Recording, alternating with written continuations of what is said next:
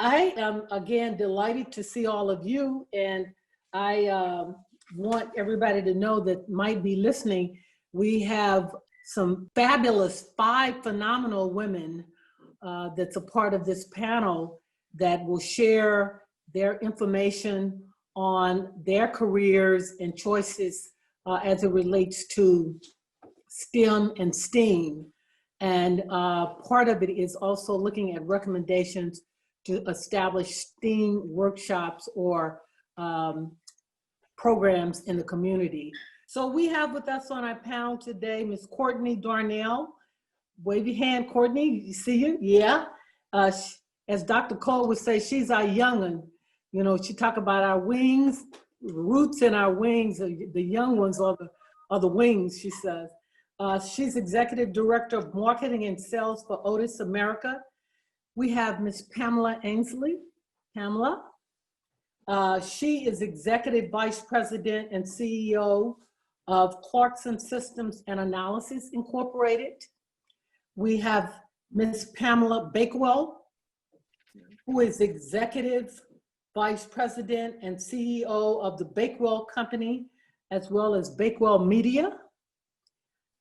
We have Dr. Aprille Ericsson, who is a NASA executive, but new systems lead for the, Flight Center Instrument Systems and Technology Office.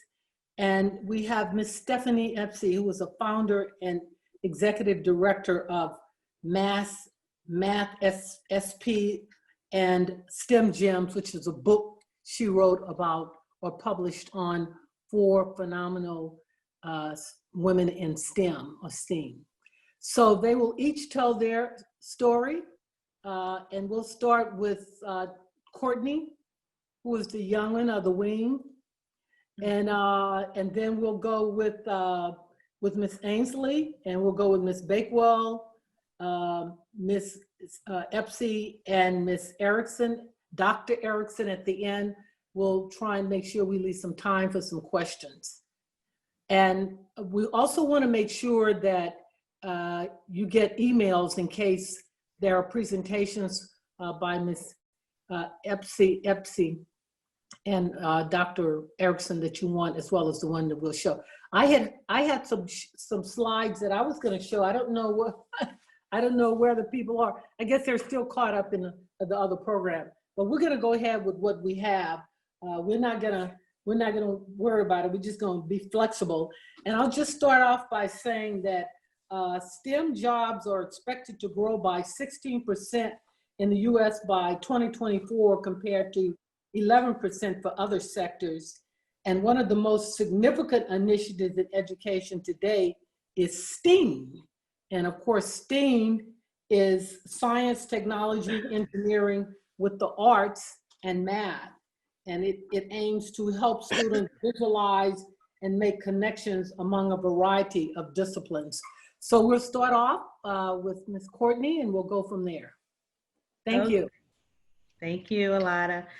Good afternoon, everyone. I'm so excited to be here. My name is Courtney Darnell, and I work right now as the Executive Director of Sales and Marketing for Otis Americas.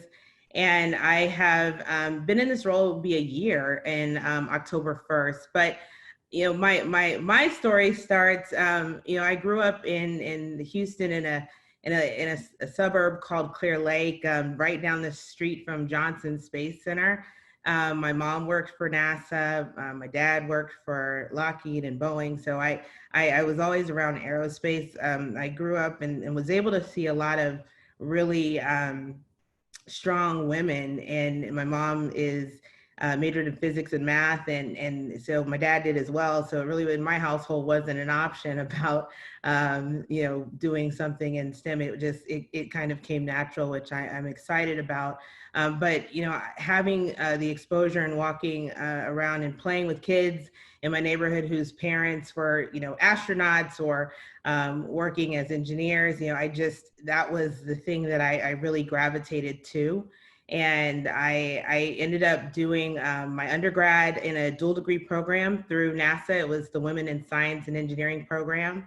I majored in physics at Spelman, so I followed in my parents' footsteps there. But then I did something a little different with civil engineering. I've always liked to build, and I did that at Georgia Tech. And I was actually ready to go get my master's in civil at the University of Texas, but I went to a career fair and I found an opportunity that was really hard to turn down with United Technologies Corporation.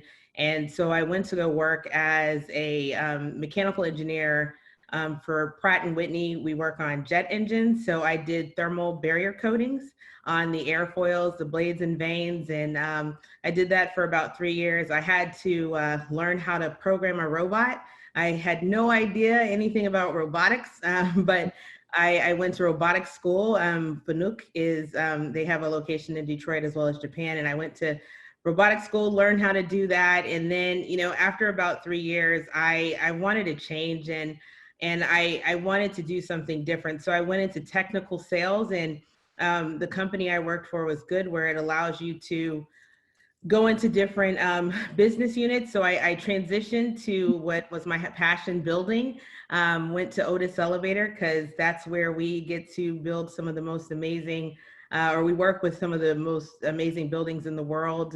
Burj Khalifa, Eiffel Tower, those all have Otis elevators in them. And I did technical sales. And to really learn, I went and got my temporary union card, and I actually rode around with the mechanics and saw and understood how they fixed elevators that had problems. And that is what really helped me become a good salesperson. So when you make your sales plans, pretty much 3 or 4 months into the year, you get promoted pretty quick.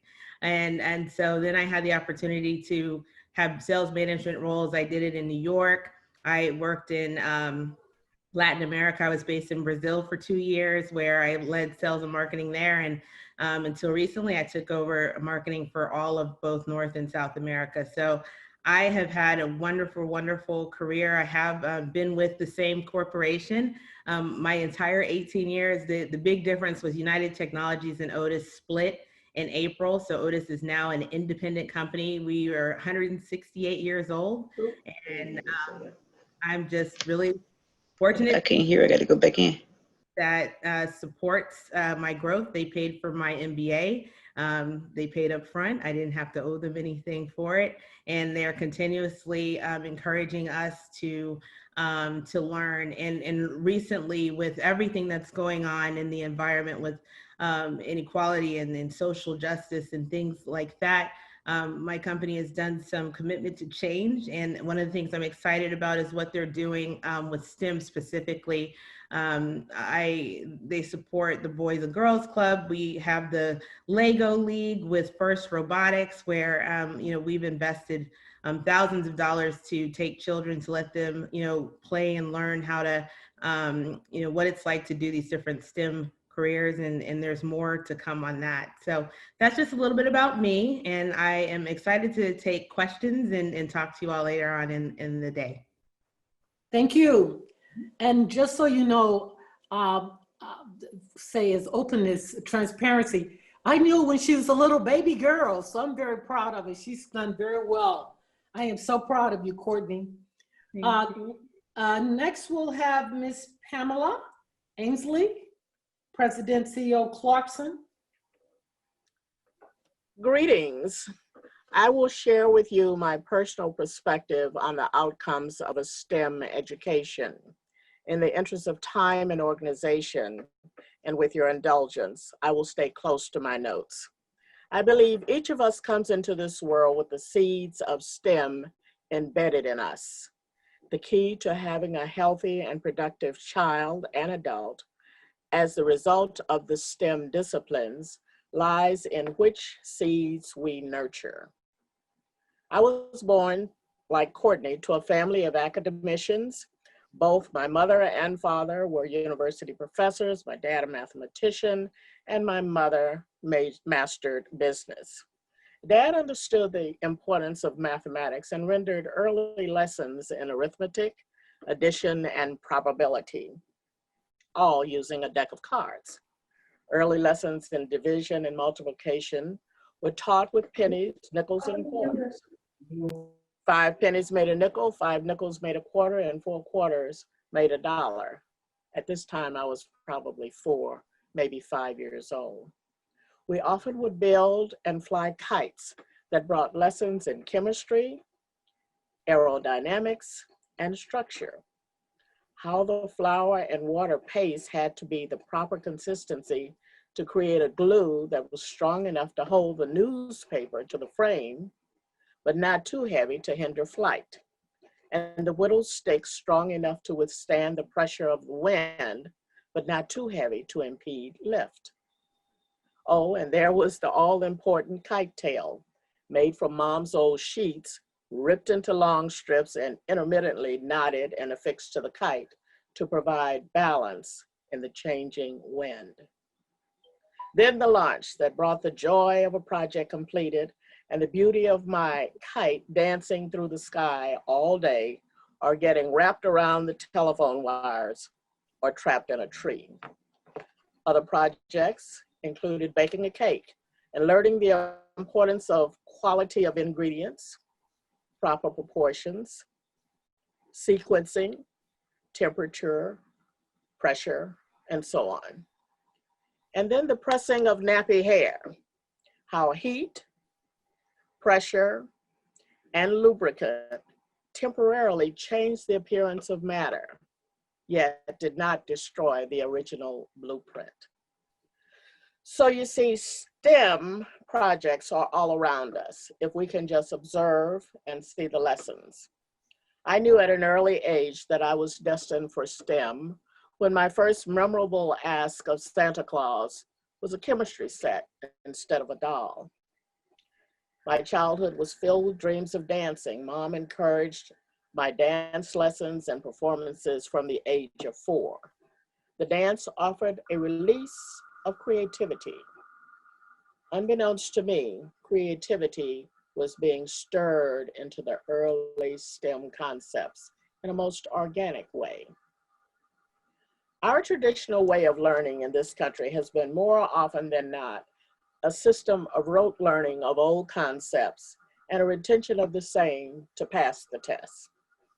Usually the high achievers were those that could memorize and regurgitate the concepts to deliver high marks. I believe, as has been shown by the successes in the STEM approach to learning, our best effort is to create an environment in which that within the child is allowed to come out instead of shoving information in to clog the whole entire human system. Thank God for STEM. I graduated from Texas Southern University in Houston, Texas, the second largest HBCU in the country, with a Bachelor and Master of Science degrees. While at Texas Southern, I continued to dance, doing company work with the university dance group, and continuing my dance lessons at every opportunity. Things in the laboratory seemed to go better when I danced.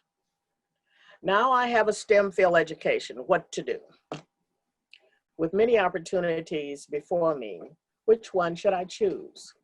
It was suggested I teach. While I mastered chemistry, I had a feeling of inadequacy for the first time in my young life. Many of my students were returning from the war in Vietnam, and I struggled with how I could teach anything to my young brothers who had just returned from facing life and death situations. It took a senior professor to explain that what I had to offer had nothing to do with where they had been, because they were now in front of me to get the education needed to move forward. STEM or not, we all need mentors while on this earth. As president of the Texas Southern University Alumni Metropolitan DC chapter, I have had opportunity to participate in many college fairs. A review of the spring 2020 enrollment at Texas Southern shows females are pursuing the STEM fields. By far, the largest freshman concentration is biology. I do not know if they are finishing in these disciplines, but I believe if they come with this desire, then it is up to us to encourage and support the completion. Soon I left teaching to dance on Broadway, then back as a chemist at Dow Chemical Company, back to New York to dance in a film, and on to sell chemicals at Shell Chemical Company. There are many more experiences that I could share with you, but the point is this: STEM and dancing created options. The STEM fields create options for employment and careers. A person disciplined in the STEM fields is a tremendous asset to any educational, corporate, or entrepreneurial setting. The STEM disciplines provide critical thinking and analytical skills that can be used in almost any walk of life. I am so happy to see the integration of the arts into the STEM discipline, because as human beings, we need both. So, what are some things to consider in developing an effective STEM program or using the STEAM approach to learning? Number one, know the audience that you will serve. The current traditional STEAM or STEM standards for learning must be mastered for sure, but must be delivered in a way that meets the interests of the students. Know who you are teaching and the many influences that affect their lives. Each of us has so much competing for our time and attention. It is sometimes a challenge to get through to students in an impactful way. Number two, build an action plan that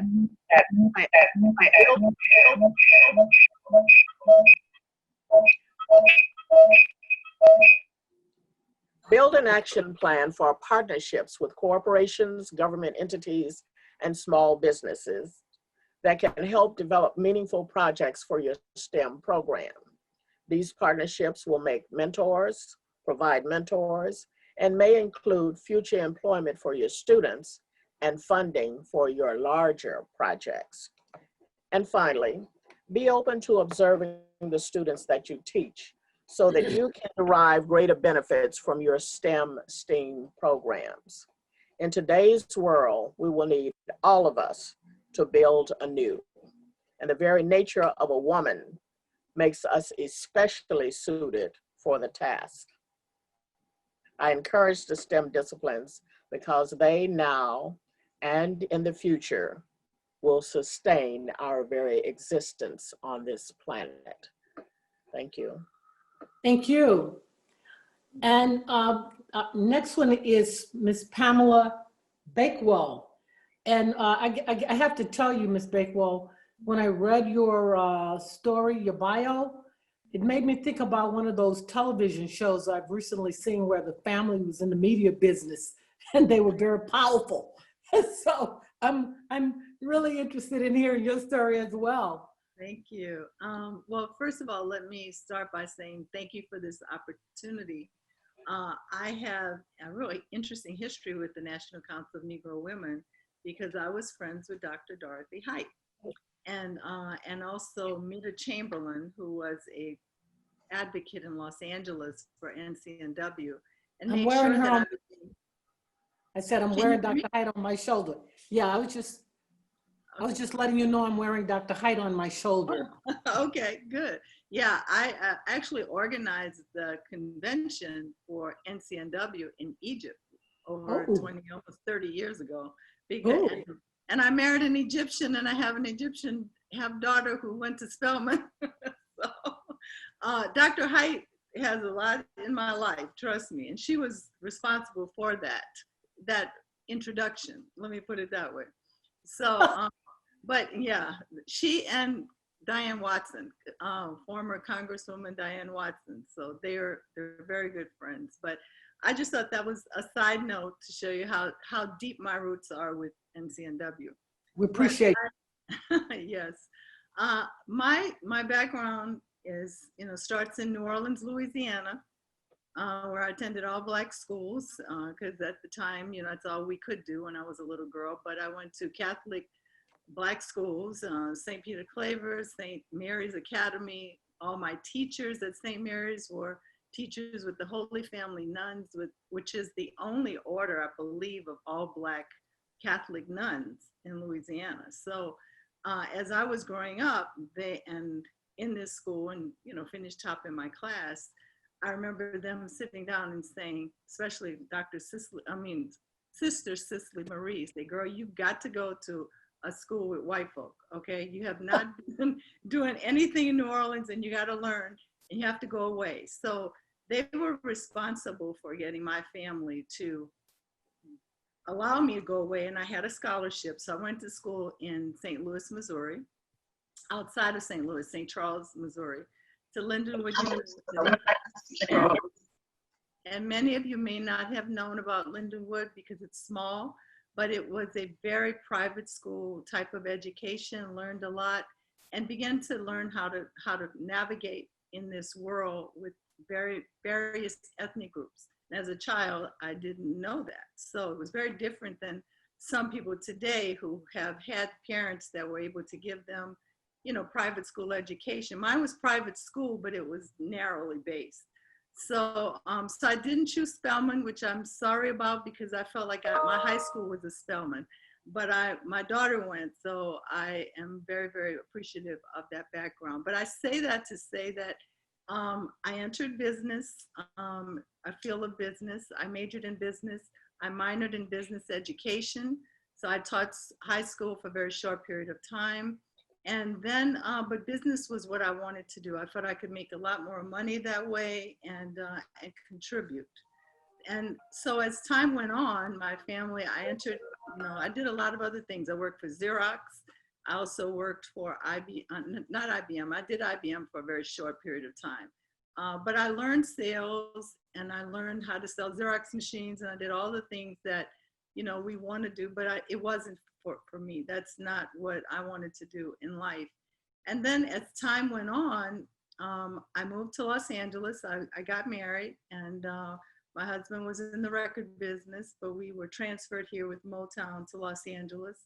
And my brother, some may or may not know, Danny Bakewell, has been very active in the civil rights arena and asked me to come work for him. And so I've been working with my family for over 40 years. And we worked in developing 6 nonprofits in the Los Angeles community. And as time went on, we opened and developed a real estate development business.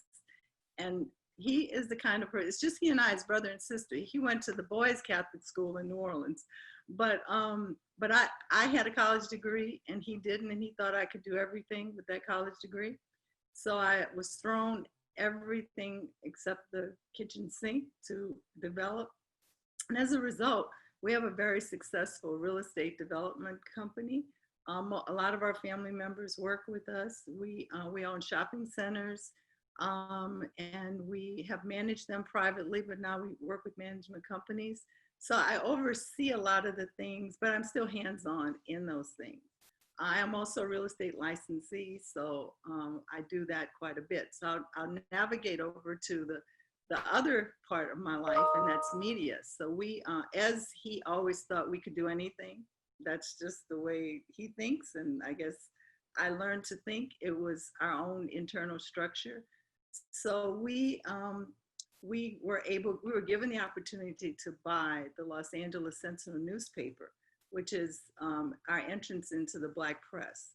This was in 2004. He called me one day and said, I just did this. I just cut this deal. It was owned by 2 other families, and it's a 90-year-old publication. Most Black newspapers go way back in the civil rights movement. And as he's done everything else with me, he said, I made an agreement because the present owner, it's another Black family, the gentleman had cancer and was dying, and asked my brother to take it because he knew that he would keep the interests of Black people out front. And it was an opportunity we could not pass up. And my answer was, with everything else, what do we know about this industry? And he said, what do we know about anything else that we did? Absolutely nothing. So, but if you know how to run a business, you can run just about any business and put structure behind, including the nonprofit world, which he is one of the founders of 6 nonprofits in Los Angeles. But when I say he, I give him the credit, but I was always by his side, as most women are, as an administrator or as a COO. So we ended up with the Los Angeles Sentinel newspaper, was later given the opportunity to buy the Los Angeles Watts Times. And then we also bought WBOK radio station in New Orleans. So suddenly I was the COO now of a media company and communications company. But I'm saying that when I was asked to sit on the STEM panel, I said, well, wait a minute, I'm not a scientist. What am I going to contribute? I was a teacher, but again, I taught business, operations and, how to formulate, your plans. But when I thought about it, my team told me, they said, well, wait a minute, we are in communication, and we, meaning me, and I will take the credit here, 5 to 6 years ago, recognized that how important, number one, we know Black media is, but that we had to really enter the technological age. We could no longer be just a print paper that, that was disregarded, that larger publications and advertisers overlook. We had to enter the digital age. We had to embrace technology. So there goes the STEAM connection, the technology portion. And I recognized when I thought about this workshop that we all probably are much more technologically advanced and can contribute and mentor young women, especially in really embracing embracing technology.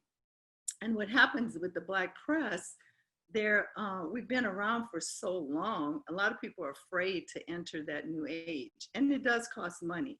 So I'm very pleased to say that the Los Angeles Sentinel, under my leadership, about 6 years ago, we entered in, number one, revamping our website. We have a digital paper in addition to our print press, our print paper, and that really helped us. It's called the e-paper. So if you want to be to really see what Los Angeles is doing, you can subscribe online. We changed all of our classifieds to be able to enter classifieds online. Before, everyone had to walk through our door and put their legals, which they do with apartments and otherwise around the neighborhood. They had to walk through our front door. No longer do you have to do that. We have weekly e-blasts. We can get advertisement now on Facebook and Twitter and Instagram. So I recognize that in the Black press, my contribution to this workshop and to others is to recognize that we can no longer look at this world in a very stagnant way. It's moving too fast.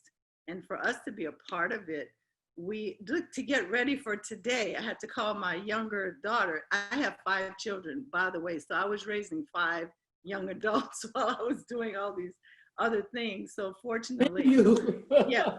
And some people may think that was easy because I work for my family. Not when you have a brother in the civil rights movement who's saying, can you come right after you have the baby, and leave the baby home and come to this meeting, because the family business never stops. There is no, large staff to throw things to. So it was more challenging because it's a 24/7 career, and it's an opportunity. And now I'm using the R word of retirement, which is freaking him out, because he's going, we don't retire.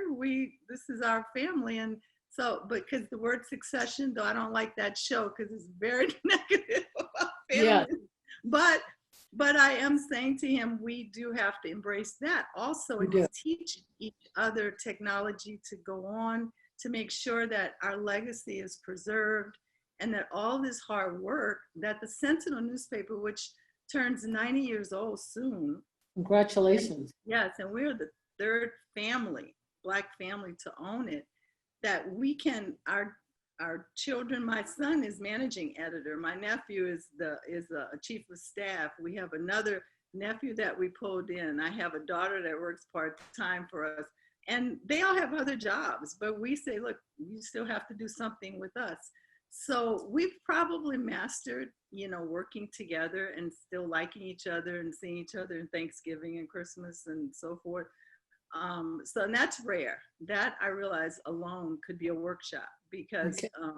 Harvard charges $10,000 to learn how to work with your family. I told my nephew, we need to start doing this, another source of revenue for Yeah. us. Yeah. But in any case, my story is one of just embracing opportunities and not being afraid of them. And technology is the one that we've had to embrace, because the Black press is alive and kicking, and more than any other year is dependent upon us to tell our story, and the mother all the time. So anyway, that's my story. Okay. Thank you so much. Congratulations. You Thank had a you. phenomenal life. So our next speaker said, I put her quote in a PowerPoint that I had hoped to be able to share with you guys. She says, we're raising our girls to be perfect, and we're raising our boys to be brave. To be innovative, we cannot leave behind half our populations. I need each of you to tell every young woman you know to be comfortable with imperfection. Teach girls to be brave. So I guess she was brave early on. Is that correct, Stephanie? Hi, everybody. I'm Stephanie Espy.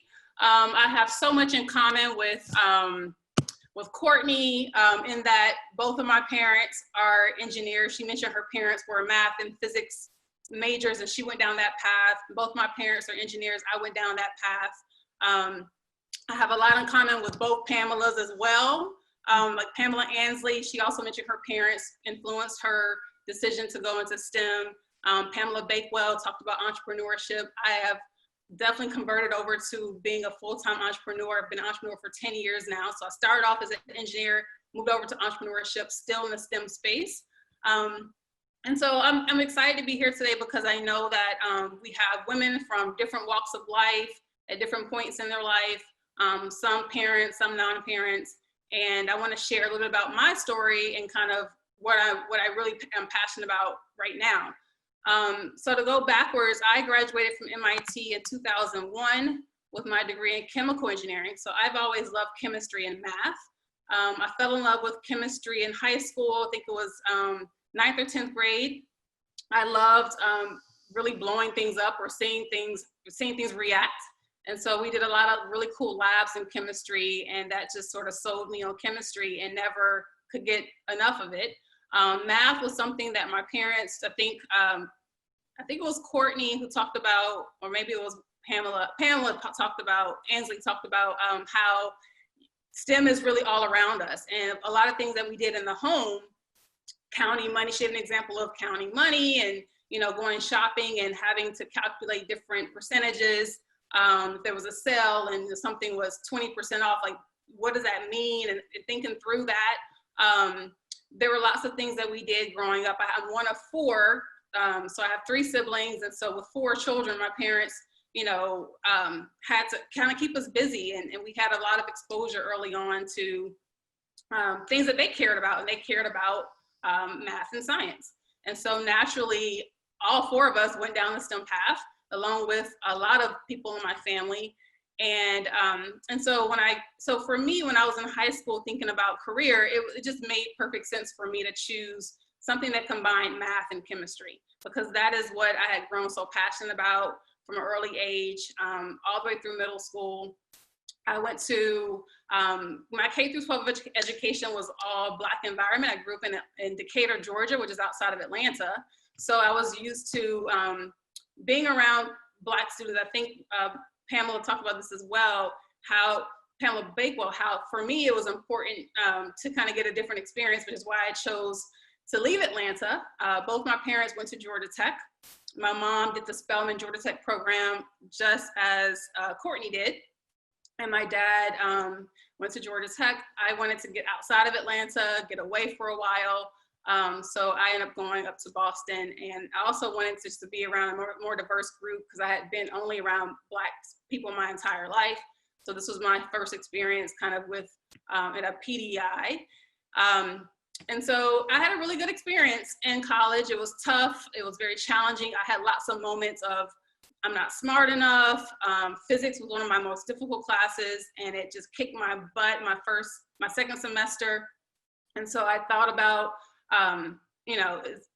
thankfully chemical engineering didn't have a ton of physics. I had more chemistry and biology and math, but you had to get through some physics classes. And so I just, I had lots of moments where I was like, am I good enough? Am I smart enough? I think we've all heard the term imposter syndrome before. That definitely kicked in a lot when I was in college. But I made it through and I did exceptionally well. One of my very first jobs as a chemical engineer was working in a manufacturing plant, kind of like this. And I worked outside 95% of the time. I'm wearing a fire-resistant uniform from head to toe, wearing a hard hat, wearing steel-toe boots, climbing lots of tall ladders, doing different experiments and taking different measurements and making sure the process was designed properly and running properly. We manufacture different polymers. And I remember this being my first job as an engineer, being very exciting, learning a ton, a lot of hands-on learning. But I also remember being the only female engineer in the entire operation. So that was like, sort of like a why, like where are the women? And the other women in the organization were more secretarial. And in terms of the engineers and operators, I was only female. So that was a little disturbing to me, but yet I still felt supported. I had good mentors. I was learning a lot and kind of feeling like I was making a difference. My next position, I got a chance to move to London. So I lived outside of London in a town called Sunbury. I worked for BP at the British Petroleum headquarters outside of London. And there I did a lot of mathematical modeling, simulations to prevent gas explosions from happening on oil rigs. So they were, of course, at the time doing a lot of drilling and a lot of, there were some things that were happening that we wanted to try to figure out how to prevent these massive explosions from happening, or even small explosions and ruining the environment. So that was a job where I was able to do, some really cool fake explosions on the computer and then figure out how to reverse engineer, kind of prevent them from really happening in real life. So in this role, because I was in London, I was the only American on my team. I was the only Black person on my team and only woman on my team. So that kind of hit me hard in 3 different ways, but overall still had a pretty positive experience. After this, I decided to go to graduate school. So I moved back to the US and went to University of California, Berkeley. And at Berkeley, I was working on a project with the United States Department of Agriculture, USDA. There, I spent all of my time between the greenhouse and the lab. My work was with plants that produce natural rubber. So I would collect my samples in the morning before the sun came up, and then I would spend 10, 12, 15 hours in the lab running different experiments. The goal was to genetically engineer rubber plants to produce higher quality rubber and greater yield. At the time, the US imported all this natural rubber from other countries, most of them in South America or Southeast Asia, and the US wanted to be able to grow its own production domestically, but we didn't have the right temperatures and climate for the plant that we imported. So we wanted to engineer a different type of plant to get the same quality rubber and the yield and a greater yield.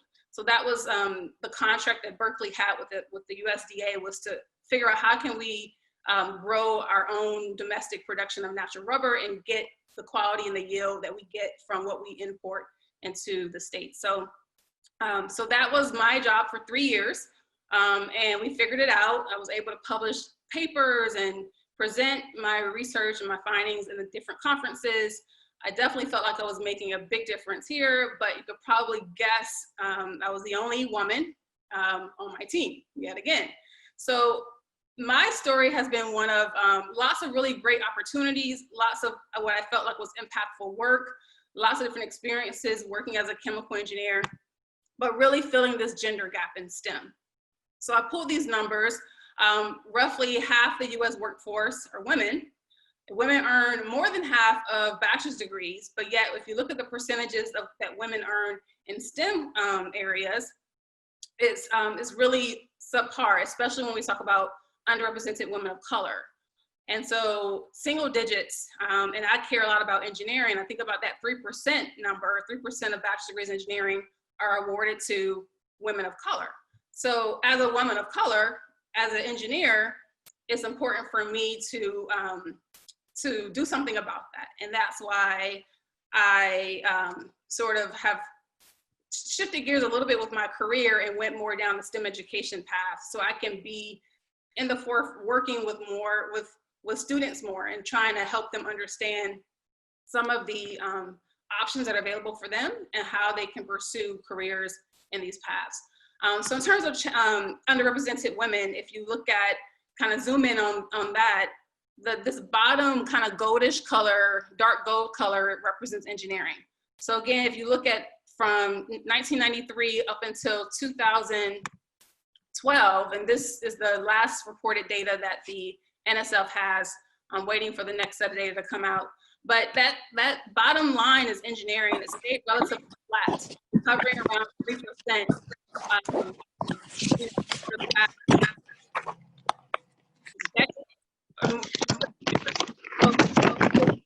Someone needs to mute their phone.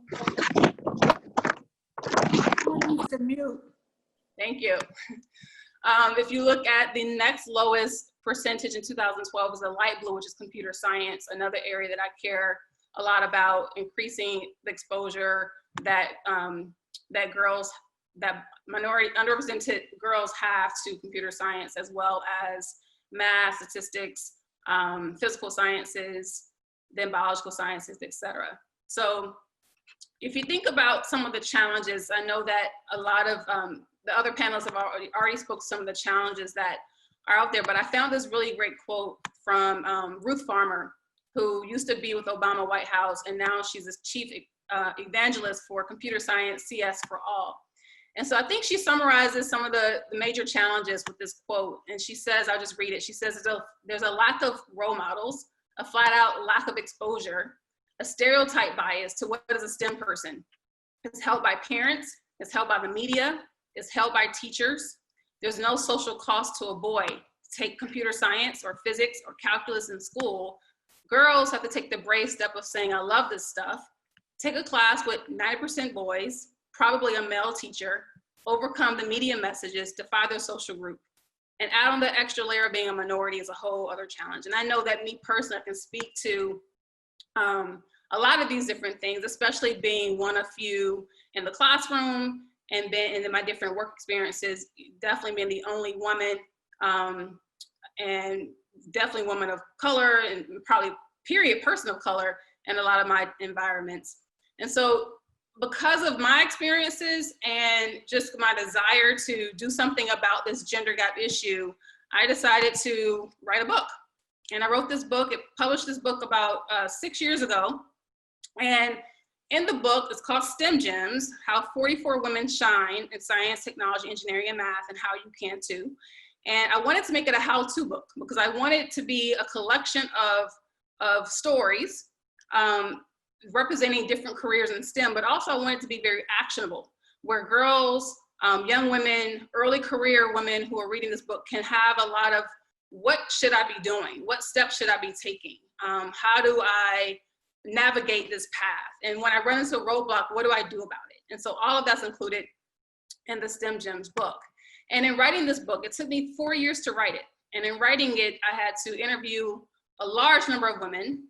I wanted to show a diversity of careers. So you'll see on this slide, there's 44 different careers represented in the STEM Gems book. And I wanted to, again, show that there are women in all these different fields, that we may be low in number, but we're there.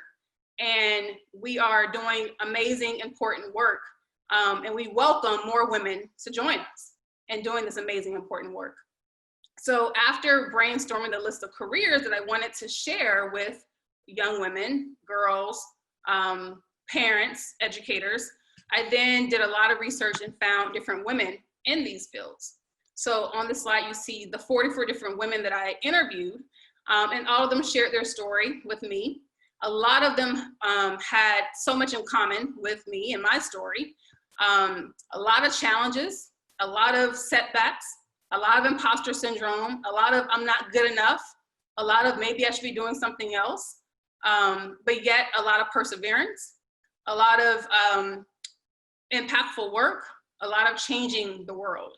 And so in interviewing all the women and sharing their stories and learning more about why they chose their career and what is their advice and what steps would they recommend, came some common themes. And I pulled those themes out as well to make those also very actionable. So that's also, in addition to the 44 different stories that I share, is also a collection of common themes and advice that is also shared. So after writing this book, I was like, okay, this is great, but I wanted to do more with it. So I ended up starting my own STEM program. It's called the STEM Gems Club. And with the club, we reach girls all over the US. We have clubs in lots of different schools. We have clubs in the Girl Scout troops. We have clubs that are run by the Links organization. We partner with some NSBE Junior chapters and started clubs with NSBE Junior. We're really trying to, reach as many girls as possible, starting in 5th grade all the way up through high school. And with the book, which serves as the basis of the club, there's a curriculum that I have developed to go along with the book. And from the club has come a whole other set of hands-on activities that relate to each of those 44 careers in a way for them to kind of bring it to life more. So it's really become a full program. I just got a partnership with Amazon recently, so I'll be partnering with Amazon to put some more funding behind it to be able to reach more girls in more places. So I spend a lot of my time developing the curriculum, working with girls, and really just showing up. I also created this Give Girls Role Models campaign, which is really an exposure campaign, a visibility campaign, because part of the problem is you can't be what you can't see. And so I know that a lot of the girls that I talk to, they have never met an engineer before, let alone a female, let alone a Black female. So by virtue of meeting me, now all of a sudden it's like, wow, like never thought of this, never heard of that. This is pretty cool. Maybe I can do this too. And that just definitely resonates with me, makes me feel like I am making a difference in a different way. But I also challenge women in STEM in any area, in any field, to be a part of this campaign, to be visible in their community, to be visible in their local schools, and to show up, because you'll never know whose life you touch if just by showing up and shaking a hand and sharing your story with a young person who is full of creativity and full of ideas and just hasn't been able to connect yet with some of these underrepresented, these careers that they don't hear much about. And so I pulled this quote from Microsoft Research that says, girls who have STEM role models are 1.4 times more likely to pursue opportunities within these fields, yet only 40% of girls say they have a role model in STEM. And I think that just, is a really low number. I would like to see, that 40% be more, more than half, if even higher. And so I think that through STEM Gems, through other programs, there's so much work in the STEM education space, working to help with this gender gap issue. And I think collectively through all the work that's being done, I think we're gonna see a shift. It's just taking time to really convert from an interest to a choice. A lot of girls say they're interested in STEM now, but then something happens in middle school, something happens in high school where that interest is not made into, not their choice. So I think we have to do more with those critical ages to get their interest to remain not only an interest, but to remain to become a passion, so much so that they decide they want to go into one of these male-dominated STEM careers. Outstanding. So that is all I'm going to say, and I'll take some questions at the end. Okay. If you want more about the club and organization, you can look on the STEM Gems book website for that. And I will say that your book is advertised in the marketplace. So anybody participating can go into the marketplace and find the book. Outstanding, congratulations. Thank you. Our last panelist before we take some questions is Dr. Aprille Ericsson. And she has a phenomenal story herself, so I'll let her tell her story.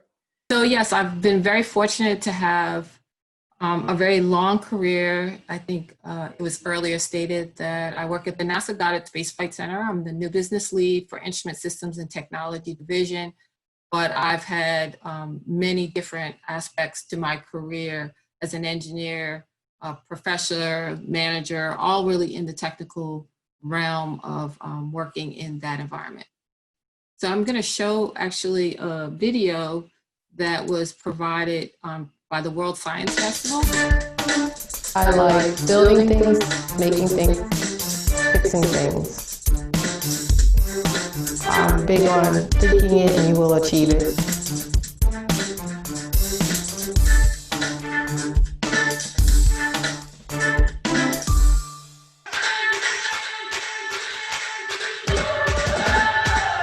We have a funny little clip, I call it my theme video. You know, every good hero needs a theme song, right?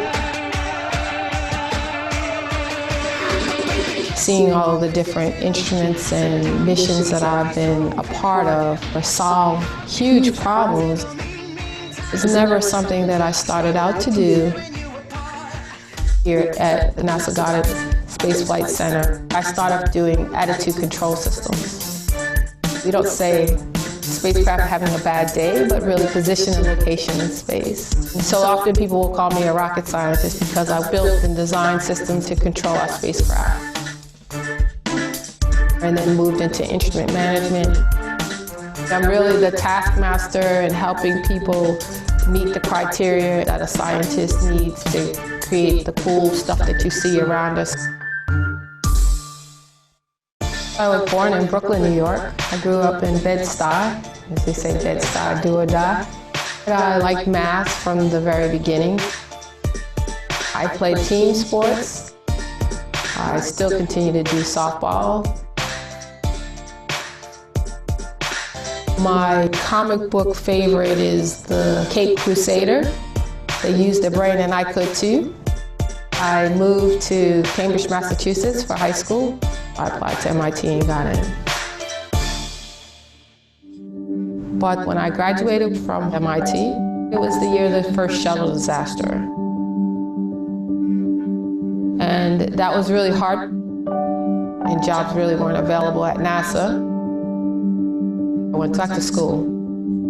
When I graduated from Howard University, I was the first African-American female to get a PhD in mechanical engineering. At the NASA Goddard Space Flight Center, we have 4 science disciplines: helio, earth science, astrophysics, and planetary science. I've worked all different phases of the mission. One of my favorite projects is a lunar reconnaissance orbiter, because when I was in first grade, we got to see men go to the moon. It's a satellite that is basically using a laser, what we call a laser altimeter, to measure distances very accurately. You point the laser altimeter down to the surface and then bounce very quickly back up into your detectors and measuring that time and the distances. Yes. We're able to create 3-dimensional maps of the moon, so you can see the very small craters down to 3 centimeters in resolution. That is very impactful when you begin to think about traveling in space. You need to know where you're going and where you're going to land. The James Webb Space Telescope is our next huge telescope. And we're hoping that it will actually take that same type of science and data that we've been collecting for Hubble and take it to the next level. It's 28 years in the making. So when they started the concept, the technology did not even exist. And when we're looking at things in space, but we're looking way back in time, we're just finally getting the light. Different frequencies of light give us different clues. Infrared happens to be one of those spectral bands of light. With the James Webb Space Telescope would give us some insight as to how quickly Milky Way is expanding, or even how long ago the universe was born. So for myself, this new position that I am, it's really being strategic about what NASA should be doing for the future. We may use sensors that look down at the Earth right now, but they maybe serve a purpose for us in the Martian environment or moon environment.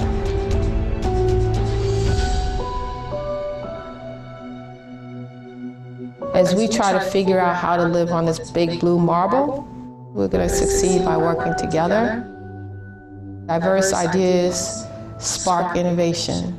They collide and create great solutions. So as that was my last statement really about really having diverse ideas. Many have done, sort of the business profile and the return on investment, and see that when people come together with different experiences, they actually help to create sort of better solutions. And so I often try to remember that we all need to embrace our diversity, but also preach that and practice that when I go out to our future technologists, our future engineers, our future scientists. When you look at the students that are in the first grade or kindergarten, their classes are extremely diverse. And it's about time that sort of the old folk really realize and embrace the idea that that the future workforce is not going to look like the one that they currently reside in. So when I have had the opportunity, and I also, very similar to our last speaker, have reached out to our youth in so many different ways. I've been very lucky to have Dr. Taylor, Alotta Taylor, invite me out to speak, but I do speak not only amongst our nation, but across the country. And you can see here, there's 700 girls there in San Diego. They're just sometimes even just doing rockets on 4th of July in the neighborhood. I'm willing to inspire students all the time to do STEM and STEAM type activities. So STEM and STEAM activities are available in government agencies, universities, nonprofit organizations, professional organizations, of course, K through 12, and there are some schools that even specialize and labeled as a STEAM school. Right here in the district, I'll actually show probably a picture of the Langdon Elementary School. There are STEM events, and then there's always the inspirational type activities. And then I also will provide you with a little bit on reports and guidelines that can be provided. So just to go into those examples that I highlighted, right at in our own backyard in NASA Goddard Space Flight Center, we have a program called the Sister Program. It actually has now been sort of renewed and renamed in a way that, because of people worrying about being stereotypical or marginalizing the program by just being girls, they now open it up to boys as well. And I must say that our young ladies keep better on track when we make rockets. So I actually make rockets with them every year when they have the program. It's a phenomenal program. So I just wanted to say here that it really shows that research findings that arts really should be included in science classes. STEM really is much more appealing to students when we actually add that A. And we find that exposure of experts in the various fields can actually positively affect career decisions.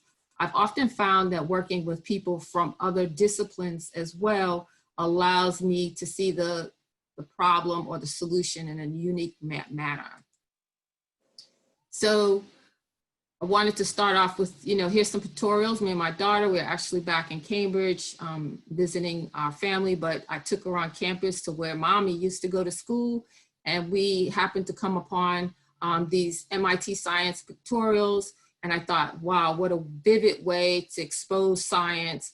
These are living organisms and cells, and then you see the model above her head.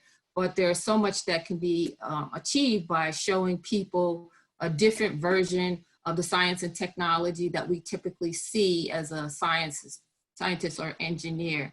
This is a Mars as an art exhibit, which is really something that NASA has honchoed to really show the different perspective of Mars and the surfaces that have been captured by spacecraft. As you can see, the beauty in these photos and images really can encourage somebody to be maybe more inquisitive about the history and climate and geology of Earth's nearest planet, Mars.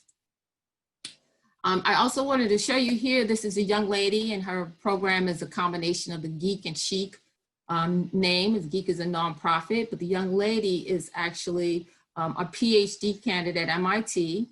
And one of the things that I liked about Danielle Olsen-Getson's webpage is that she says, I design and build immersive media systems for education and social impact. I also heard one of our speakers talk about really how the impact of social media plays and the influence that our young ladies feel from really social media in so many ways.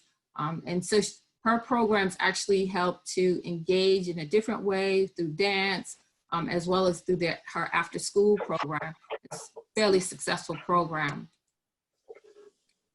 This picture here actually is a combination of sort of two things. One, I wanted to highlight this report. I actually sit on the National Academies of Science, Engineering, and Medicine Board of Higher Education and Workforce. And this is a particular report where we looked at the integration of humanities and arts along with sciences and engineering and medicine. The title here is Branches from the Same Tree, and I pulled one of the examples, and they did a bit of anecdotal discussion with various programs, STEAM-based programs. This particular picture shows Anika Emmert, who's actually using something called limbitless solutions. And she's got a prosthetic arm on. So there is, again, this integration of 3D printing techniques to actually create personalized bionics, and as well as affordable prosthetics. There are other organizations besides Limbitless, which was started by a group of students from University of Central Florida. But groups like the Boy Scouts are actually helping to create, by 3D printing, these affordable prosthetics for children. They grow really quickly, children, so the cost for affordable prosthetics can be very high for a parent. So many times people think that we just basically will add the A to STEAM, and in many situations, it's a bit more than that, but really, as also was mentioned, we've been doing it around and in so many ways for so many years that many people have really been integrating it fairly well. And so here it just talks about, you know, when a student is doing a science fair project, they do anime or avatar, many people forget that the storyboarding that goes into creating gaming solutions to make it really creative and fun, really are that, again, creative eye, artistic flair. You're looking at color and symmetry, but also telling a great story. My daughter is one of those kids that loves making slime. She loves the texture. I'll say to the kids, her and her friends, why do you like making that stuff so good? And they just say, it's so satisfying as they sit there and pop it and play with it. But then they love the colors. And so there is, you know, of course, the chemical engineering, chemistry side of making slime. See, it's moving a little slow. Back it up a little bit. It was mentioned, I think somebody else mentioned the NSBE Junior chapters, and that's National Society of Black Engineers. As you can read their mission really quickly, but it's to increase the number of culturally responsible Black engineers who excel academically, succeed professionally, and positively impact the community. What I love about the particular chapter that I work with is the creation of this has allowed K through 12 students to be absorbed and to be integrated in science, engineering, arts, and mathematical projects. So this is my one of the 17 robotics teams that I help to coach. This is one of my favorite because my daughter and her friends, really actually all girls team, they did really well. And so the artistic side here is this chant. They have chants and they do boards. So listen to their chant. Who are we? Who are we? Girl code, girl code, girl code, girl code, girl code, girl code. Our mother should be told, watch the story unfold. Our road is on the road, there's no problem in the code. We know we're really bold because we know how to code. Girl code, girl code. Woo! So my little programmers, roboticists, they run first place at the NSBE National Conference, and they won it in programming. So this is just another fun activity. I mentioned the Langdon Elementary School. I used to be president of the PTA and very engaged with the PTA for many years. And in the second year there, I instituted something called Hollow Steam, which is actually a play on the Halloween night. They do trick or trunk outside with family cars, and families get together and decorate their cars. But they have a competition on a steam-based costume. So you can see, if you look at that upper left middle picture. Well, I want to thank all of you for your phenomenal stories. And we said we'd have an opportunity to have questions. So I wrote down in the chat room, there was one that says, I'm in the arts management field and want to know how I could incorporate STEM with visual and performing arts for a nonprofit. Anyone with any ideas there? What popped in my head was an example that Dr. Ericsson just gave with the young lady who has a program around dance and how she's incorporated STEM around dance. I've also heard of some similar programs. I have a 7-year-old daughter who recently attended a summer program at the Alliance Theater in Atlanta, which is it's theater, but they incorporated some STEM into the theater. So I know that it is possible. I mentioned, Pamela mentioned her interest in dance and how that creativity led to her pursuing STEM. I also grew up as a dancer, also played musical instruments and did other things that I think also impacted my interest in STEM. So I know it's certainly possible to infuse dance with math and dance with science and music with math and music with science. And there's all kind of ways to infuse them together. Visual design, certainly it's STEM in lots of different ways, graphic design. I think it's just, I think that would be a side conversation to kind of learn more about the program, or just what the art aspect is, and then just brainstorm different ways, strategize ways to figure out how to incorporate it based on the target audience and the age group.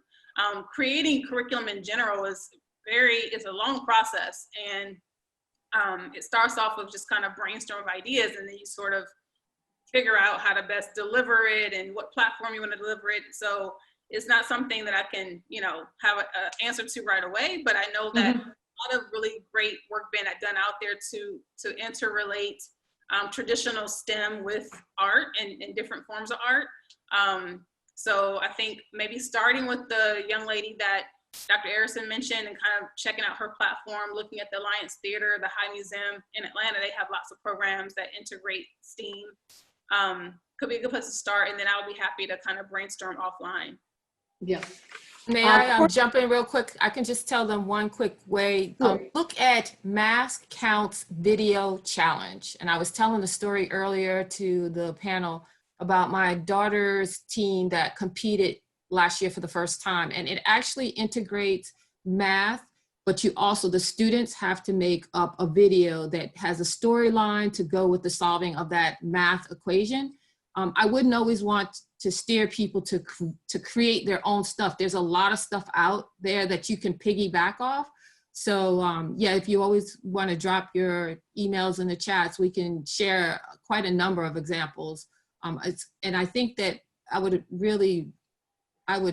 amplify Stephanie's discussion about things that we see in the professional media, which is a great way of integrating many of the components that you say. It's so important for us to actually control the media that our kids see. So this is a great way to really integrate STEM into the discussion and showing other ways that we can perform in that environment. Okay, let me do this before we get off, because I had hoped that it would be on here. I want to give everyone my email that may be on, because in the presentation that was not shown, we have all of the resources that Dr. Ericsson has just talked about, as well as Ms. FC's information and other sites that people can go for for good information on setting up innovative STEM programs. So my email is Alotta Taylor, ALOTTA, Alotta Taylor, TAYLOR @gmail.com. And if you send me an email, I will send you the PowerPoint that we have with all of these resources. And I can also give you April's or Stephanie's, or Courtney, anybody's email you want.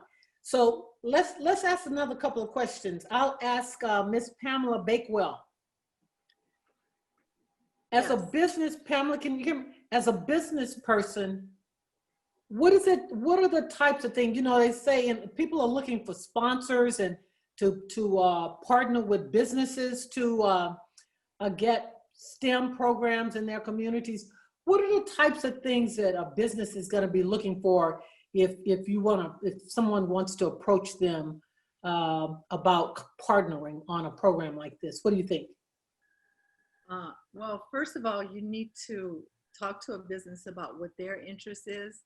Most of the time we go to major corporations and try to push our ideas, the best idea, but they like to tell you what are they trying to achieve, what is their goal, and then you have to find an angle to make it fit. Because, and I've learned that with programs, because we have nonprofits also. I'm in the process of doing one now, and I call it customizing our programs. So what you have may not fit the goal of a company to be able to fund that, but with a tweak here and a tweak there, you can generally get their money. But it starts with the relationship. Yeah, I mean, real honestly, it starts with the relationship and asking them questions and saying, this is what I have, but I'm quite willing to adjust. However, I need to know what are your company's goals? Are you trying to help kids in science, math, and whatever? Do you have any of those programs? And then you might have to go and create something for them to fund, just to get them interested and involved with who you are. Companies really just don't do cookie cutter stuff anymore. Yeah. And Miss Other Pamela, anything to add there? Well, I agree. It's most important to get corporations and entities involved on the front end of developing a program. Taking a finished scenario to any business usually ends up being somewhat of a turnoff.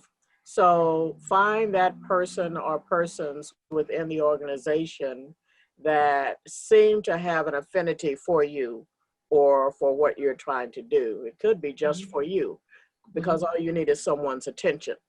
So when you get the attention there, you can have them help to develop the projects and programs, and that way the buy-in is much easier because now they own it and they will put the money in. Okay. Courtney, I have one for you. It asks, why do you think Black and brown girls are underrepresented in STEM, and what can we do to reverse it? So I need to interrupt. There's a young lady who's undressing in the camera, and this is recorded. Miss Green?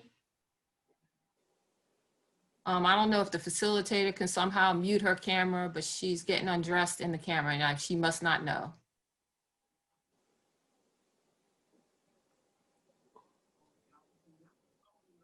Well, maybe only ladies are on the call on the. Go ahead, No, Courtney. that's not true. I definitely know that's not true.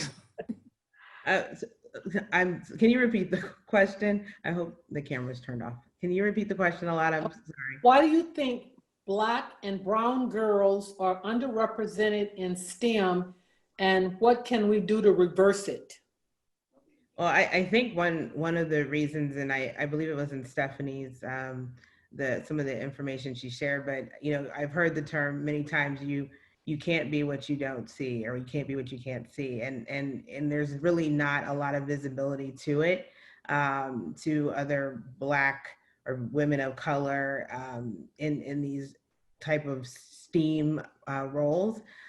For me, I grew up and saw it, so I knew that it was an option. It was never a possibility that I could or couldn't do it. And so for, at least for me, it was important when I was working as in, on jet engines and even now, like to go and partner. I chose the Boys and Girls Club when I lived in Dallas and New Orleans because that was just something I was always, I felt it was a good organization. And, I got my engineering friends who were at sister companies like Lockheed, Boeing, and we would go and we actually started a Lego robotic club, and we encouraged young ladies because they saw us doing it.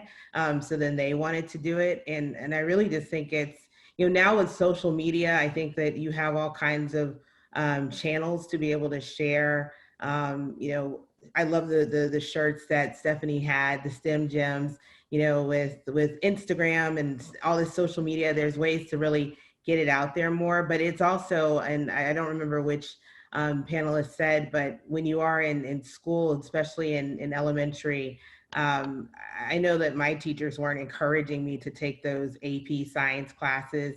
And it is true, you're most likely one of the few or only girl. I know for physics, I majored in physics at Spelman College, but most of my physics classes were over at Morehouse because there wasn't enough people to have a full class. So we had to go take it at one of the other universities. So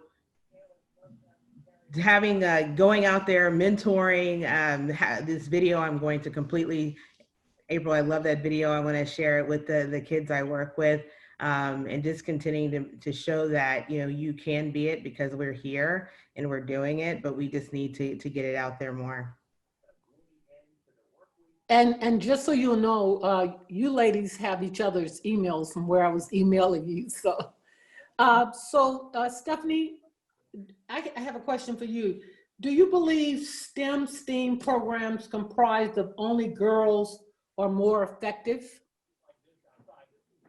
I do. I think there's value in having girls serving organizations like the Girl Scouts, like the YWCA programs, like Women in Technology WIT programs. There's a lot to be said when you bring a group of girls together, because there's things specific to just that girls go through, and particularly with middle school age girls, because that is the target group. That's the age group where girls begin to lose interest in STEM. And there's many different reasons for that. And a lot of them are societal. A lot of them are pressure. A lot of them are hormonal, honestly. Girls go through a lot of puberty happens for girls, and there's a lot of pressure on girls in that age group to be something else, to be popular, to be to look a certain way, to dress a certain way, to act a certain way. And so, some of these conversations that you have to have, you can't really have as openly and honestly when you have boys in the room, because, at those ages, the girls are trying to impress the boys. A lot of times it's, you can't really speak up and share how you're feeling when when your crush is, in the same room with you. So I know for me, in middle school, I was Rico Jackson. He gave me, I was nervous every time I saw him around. So don't ask me to do anything or say anything when he's right there. But if he leaves the room, I can breathe again. So I think, yeah, it's critically important to bring girls, to have a group of girls collectively together where they can share, have similar experiences and feelings, and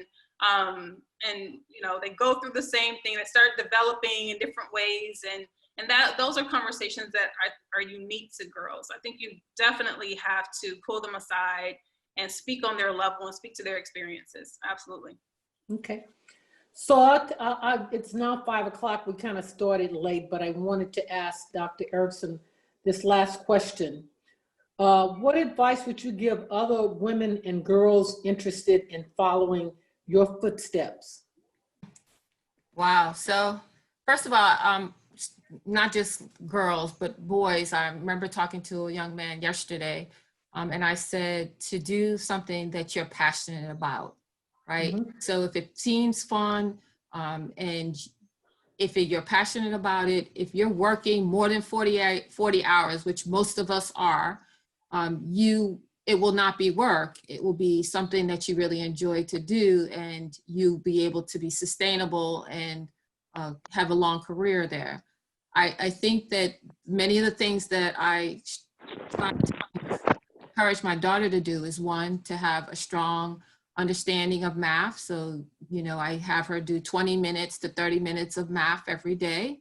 Of course, reading every day, you know, 20 to 30 minutes of reading every day.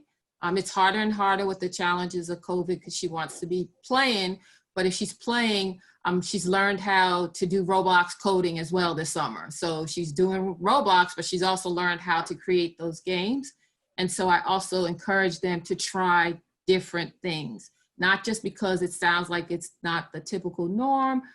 It's not something that maybe her friends are interested, that you have to actually be able to venture out and try the things that you're interested.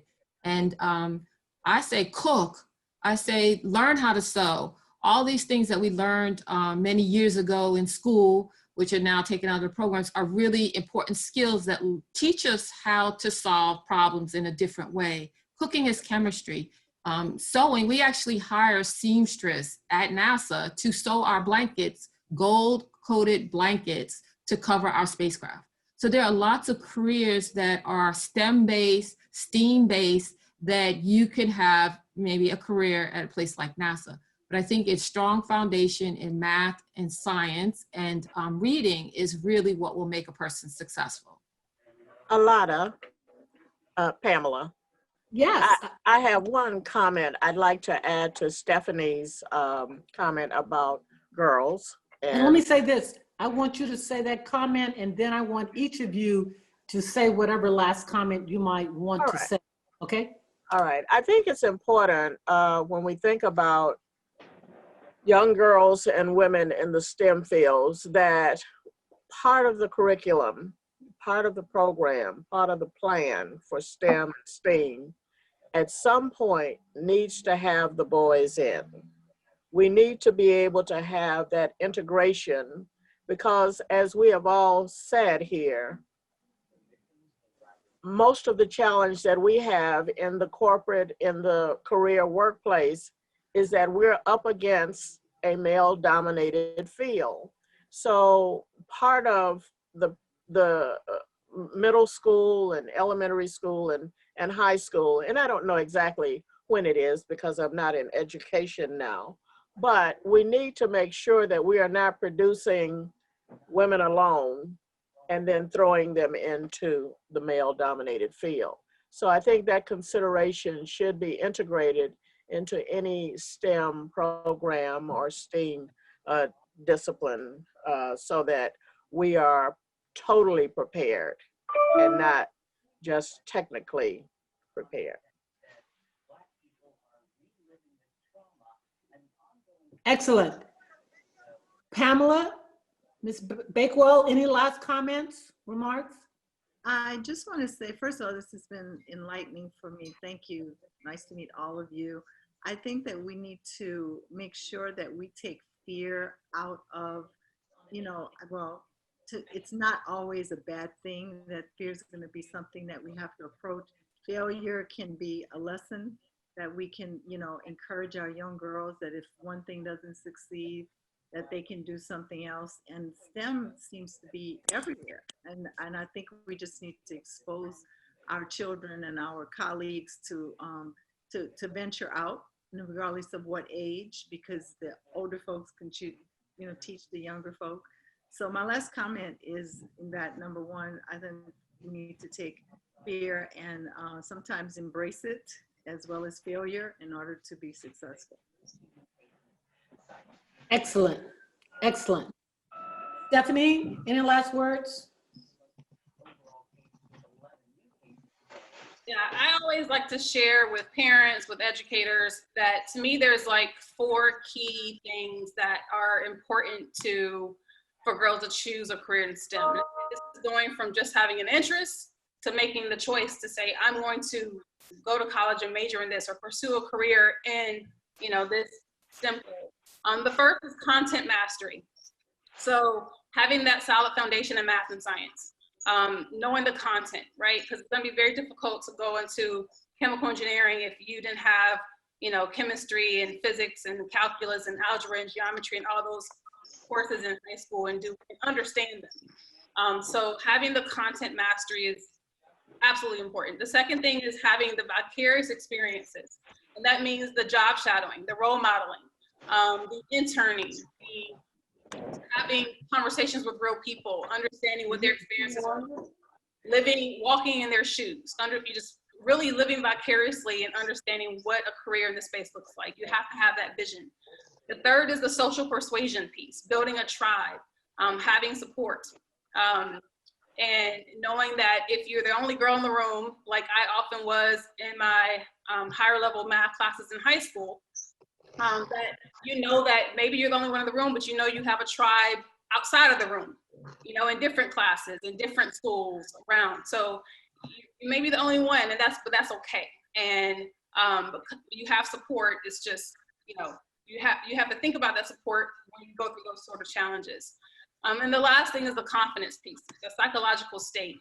Because without support, without confidence, without encouragement, then, you know, it's easy to kind of fall off and change majors or change careers or drop out. So to me, those 4 components, you can't have just 1, 2, or 3, and you really need all 4 of them. Because without one of them, it's easy to divert and just choose a different path that's a little bit more comfortable, a little bit more easy, more predictable.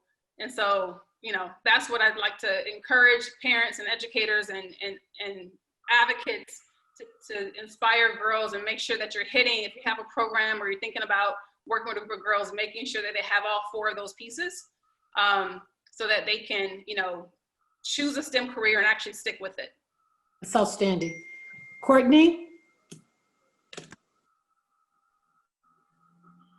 The final thing I'll say is, yeah, I wrote an article earlier this summer that was picked up by the Wall Street Journal, and it was entitled "Be Seen, Be Heard, Be Inclusive, and Be Understood." And one of the things that I've been really trying to do this past year is use my influence within my organization. I do work for a very large corporation, and I am one of the few executives that look like me. I'm actually the only female Black executive, which is quite disheartening. However, I feel it is my responsibility, and I'm holding them accountable to do more for with people of color and especially in these STEM organizations.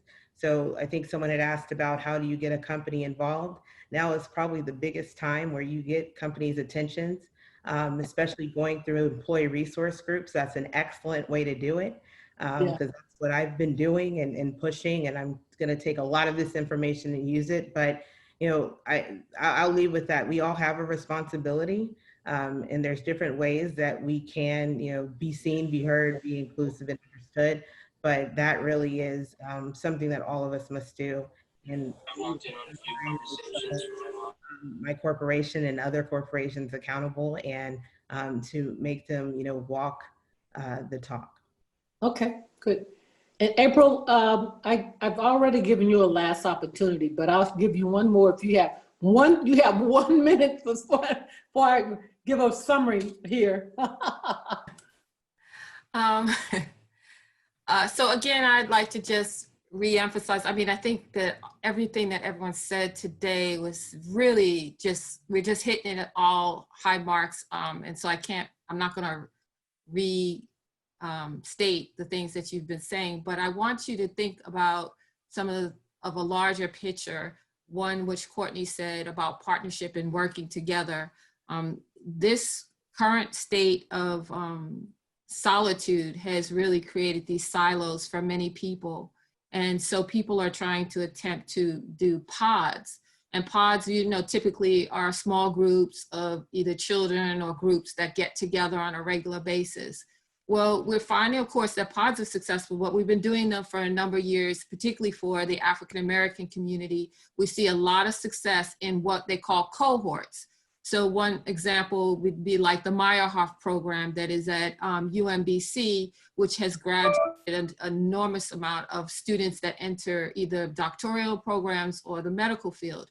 Well, encourage a student that is starting this new path to find that cohort if there's not one already sort of structurally made or organizationally made at their university, but to create that for themselves.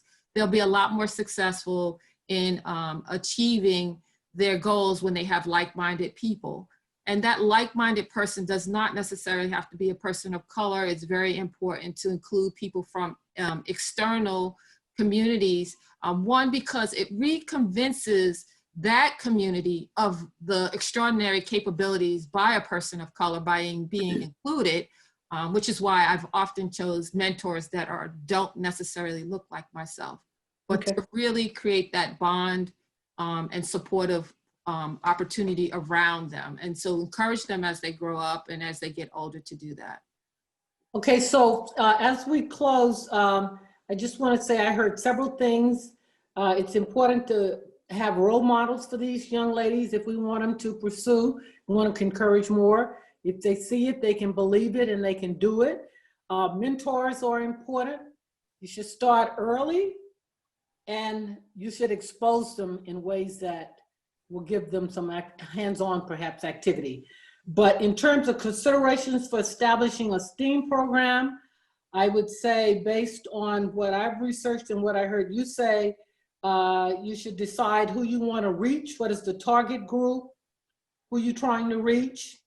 What are the resources you're going to need? Because we're talking about a project in a community. What are the resources in terms of budget, or location, and so forth?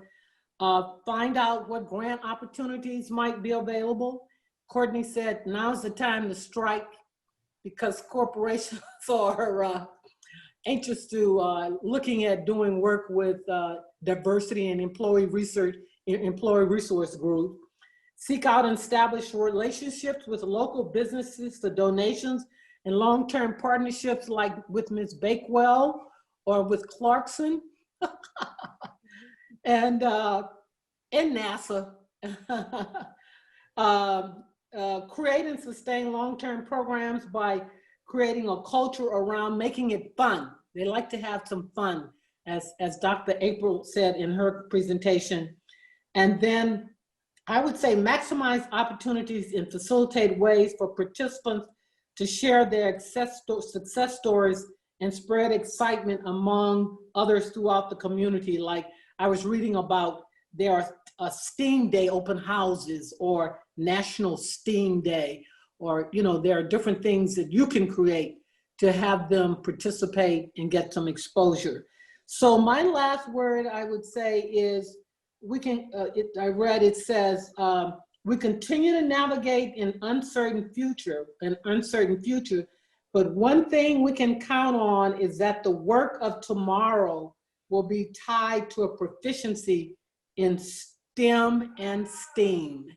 So it's very important for us to get more of our brown and Black girls, women, as well as young men, because there's a deficiency there. I say girls and men because that's where we are today in this field. Well, thank you, ladies. We made it through this. As I said in the beginning, I think you all are phenomenal, and I wish you all continued success. Stay well.